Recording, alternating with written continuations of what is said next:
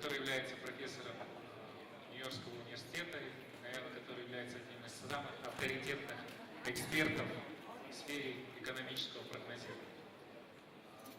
У меня просьба быть более внимательными, потому что, наверное, у нас с вами выше мощности этой аудитории, и я бы хотел прежде всего поблагодарить господина Рубини за возможность участвовать в работе Астанинского экономического форума. У нас есть около часа времени пообщаться. Вначале мы договорились, что мы зададим несколько вопросов господину Рубини, и потом будет возможность задавать вопросы из зала. Пожалуйста, у кого есть вопросы, кто считает нужным обязательно их задать, приготовьтесь. Мы постараемся предоставить такую возможность. У вас у всех есть наушники, поэтому разрешите мне перейти уже непосредственно к самой дискуссии.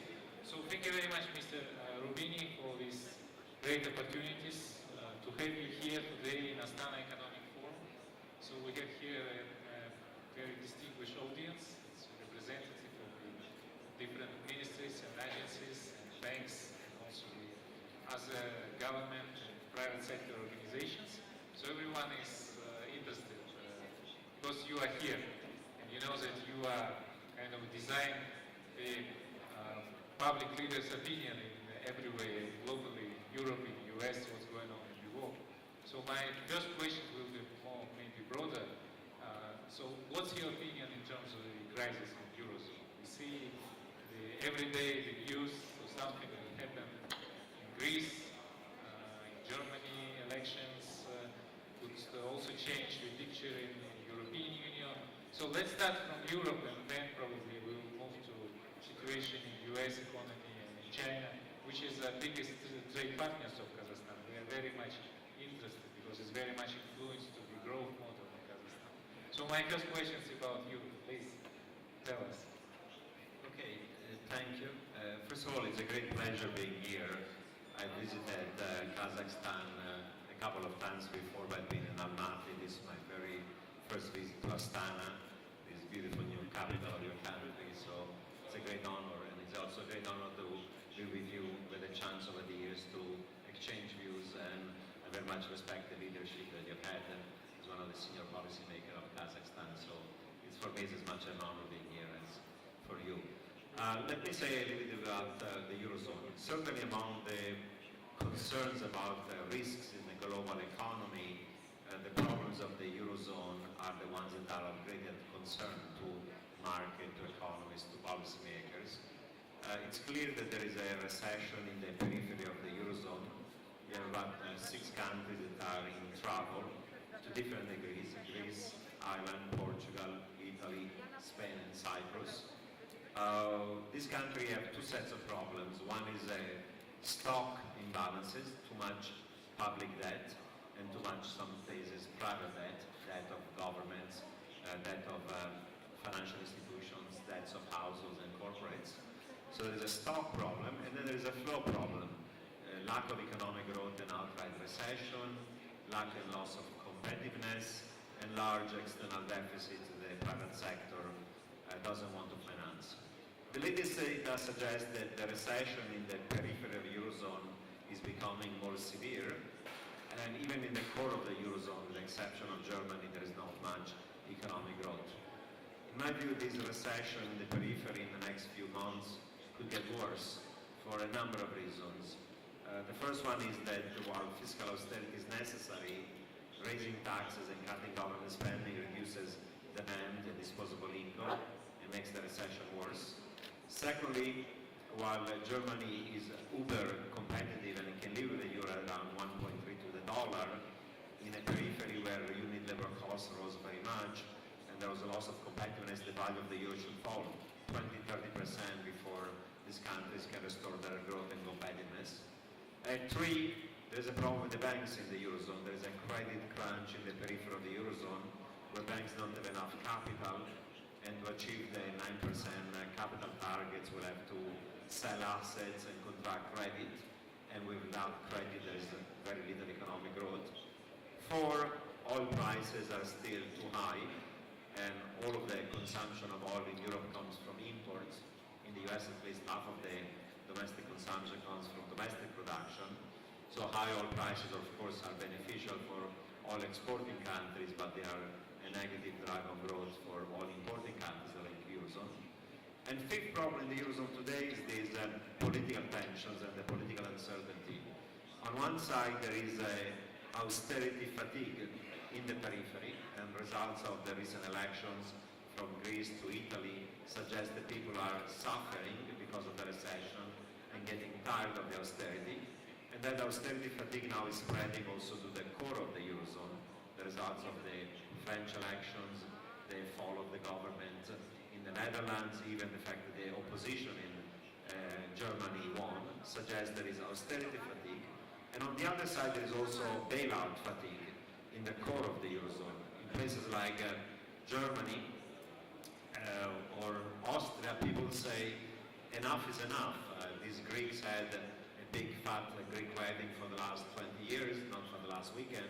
We gave them one bailout, we gave them a second bailout, we reduced their debts by 75%, they're still not adjusting, still not doing fiscal austerity reform. Is enough, let's pull the plug, let them default and exit.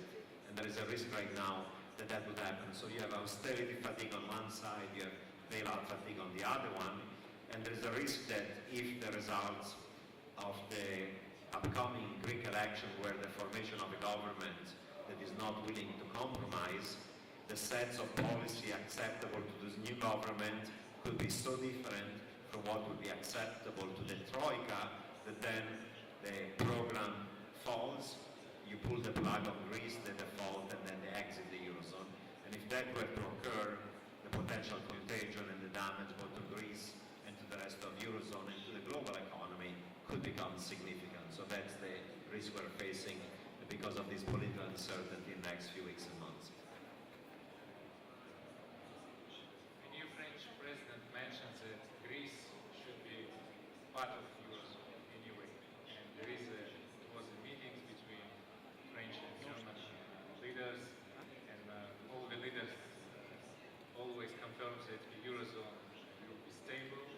At the same time, you mentioned in your last article that for Greece it will be better to be out of the Eurozone. So it's kind of the 4 years of controversial position. So what to do? And what do you think? Where is the end of the light of the end of the tunnel for this situation? Yes, I made the argument, and I know it's controversial, and of course there are other people who are very smart who have a different view, that probably at this point saving Greece is going to be very hard, and maybe having an exit of Greece from the Eurozone, and an exit that is orderly, has to be discussed, has to be negotiated, has to be financed, will be better than the alternative of trying to keep Greece in the Eurozone. The recession in Greece is now becoming a depression. Unemployment rate is more than 20%, it is almost 50% among young people. There are 20,000 people homeless in the streets of Athens. There's a beginning of a run on the banking system. I think that the situation in Greece has become so dysfunctional that in order to restore growth you need a very significant, real depreciation because reforms are going to take too long. And if the value of the euro is not going to fall by another 30%, then Greece is going to remain stuck without competitiveness, with a large trade deficit, without economic growth, with a recession becomes a depression. And of course, exiting could have collateral damage for Greece, would have to have collateral damage to the rest of the Eurozone, but you can try to contain, reduce that collateral damage. And if there was a sharp depreciation of a new currency, then external balance would be restored and economic growth would recover to Greece. So people say it's going to be damaging, but what's the alternative? Which society can accept another 5 years of depression after 5 years of recession? Eventually that will lead to more social and political instability and even violence than the alternative of an exit. So my personal view is that not everybody should be exiting the Eurozone.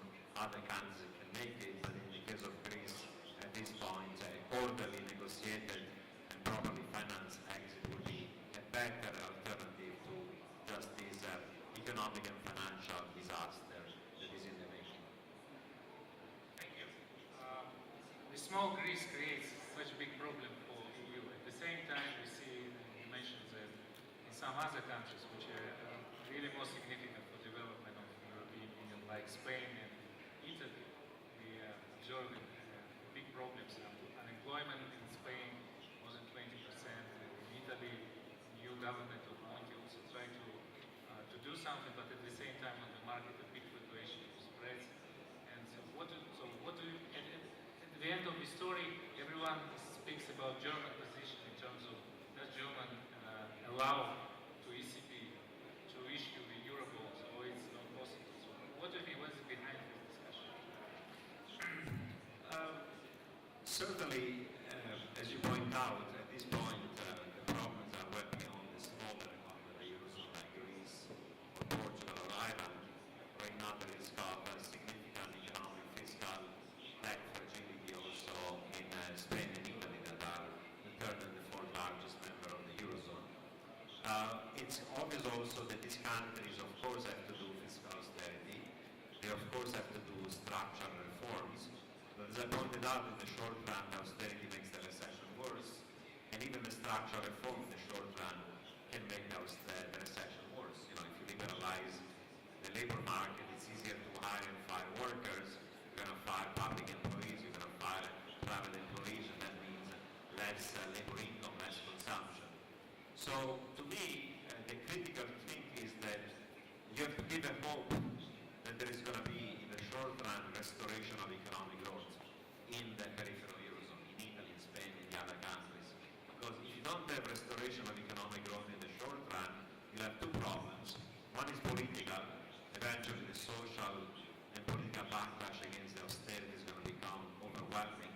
Strikes, demonstrations, weak governments are collapsing. Secondly, you're trying to stabilize your debt and deficits as a share of GDP, but if GDP is the denominator of this debt ratio, keep on falling, this debt ratio will explode and you're still looking solid. So it's critical to restore economic growth. I wrote yesterday what I refer to as a 12-point plan to restore economic growth in the Eurozone, because that's needed when you have austerity. I'm not going to go into the details of that plan, but I would certainly say it requires, among other things, less front-loaded fiscal austerity in the periphery. Yes, you have to do it, but more slowly. If you do it too fast, too soon, the recession becomes worse. You need a fiscal stimulus in Germany and the core. You need a more easy monetary policy by the European Central Bank, cut interest rates, provide liquidity to the banks and the sovereign. You need a gradual weakening of the value of the euro in order to restore the competitiveness of this country. An easier monetary policy is going to lead that. You have to fix the banks by recapitalizing